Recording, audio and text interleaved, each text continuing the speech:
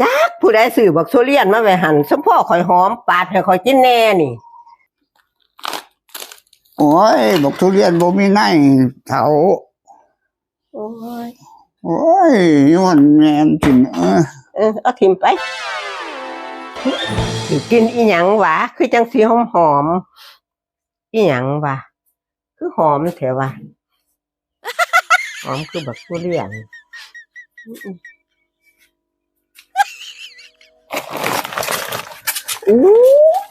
ทุเรียนอีหลีตัวนี้สมพ่อกูหอมเด้อเอาไปให้พ่อใหญ่ปาดกินก่อนหน้าผู้ใดซื้อมาเสื่องไว้นี่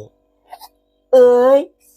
ได้บักทุเรียนหน่อยบักใหญ่สิไปให้พ่อใหญ่ปาดให้กินเว้ย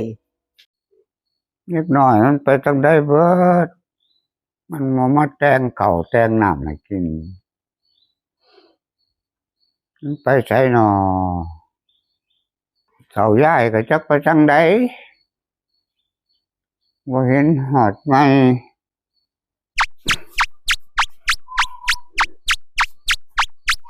พ่อใหญ่แนมจักผู้ใดซื้อบักทุเรียนมาไว้หั่นสมพ่อข่อยหอมปาดให้ข่อยกินแน่นี่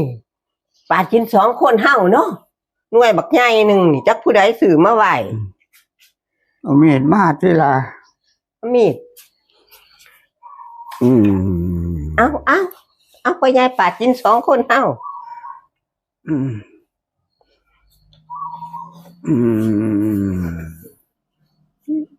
โอ้ย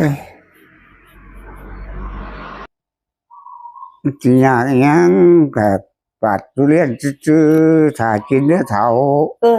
ปาดไปโหลดเท้าไปสิทากิน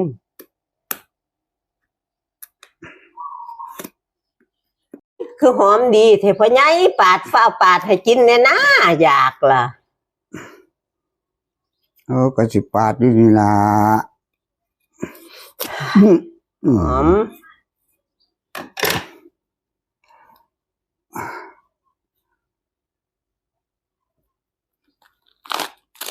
โอ้ยบอกทุเรียนบ่มีในเถา哎呦我的妈！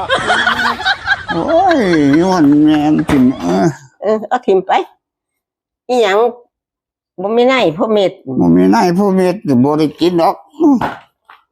จักผู้ใดสิฮู้จักซื้อบอกทุเรียนบ่มีในมาบ่ได้กินดอกเนาะบาดนี้เนาะโอ้ยจังสี่ก็ฮู้จักซื้อเฮ้ยหามันนี่กูเสียดายเด้ซื้อก็ซื้อบักทุเรียนบ่มีในมาจะใครเป็นผู้ซื้อมาแต่ไสนี่มันคือขาวเปิดเลิศอยู่ในก็บ่มี